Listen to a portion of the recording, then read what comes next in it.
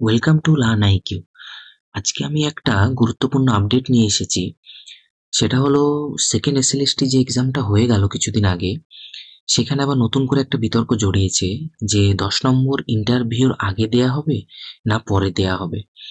তো এই বিষয়টা নিয়ে তিনটে জিনিস উঠে এসেছে। এক, নবম দশমে যারা 10 নম্বর অলরেডি অ্যাডভান্টেজ পাচ্ছিল, তো তাদের মধ্যে যাদের এমএ বা এমএসসি ছিল, তারা তো অলরেডি একাদশ দ্বাদশেও পরীক্ষাতে বসেছে। তো সেখানেও তারা যদি 10 নম্বর অ্যাডভান্টেজ পায়, তাহলে তো একাদশ দ্বাদশ শ্রেণীতে নতুন ছেলেদের কোনো চান্সই থাকছে না, এবং সে চান্সটা খুবই ক্ষীণ। দ্বিতীয়ত, ডকুমেন্ট ভেরিফিকেশনের সময় 10 নম্বর যেন দেয়া না হয়। তৃতীয়ত, ইন্টারভিউতে ডাক পাওয়ার পর যেন 10 নম্বর দেওয়া হয়।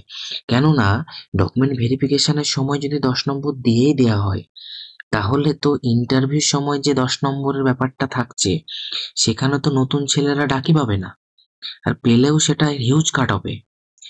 তো এই নিয়ে এক মাননীয় বিচারপতি এখন পর্যন্ত কিছু জানাননি। আগামী 4ই নভেম্বর শুনানির নেক্সট ডেট ঘোষণা করা হয়েছে। আপাতত এইটুকুই আপডেট। Thank you.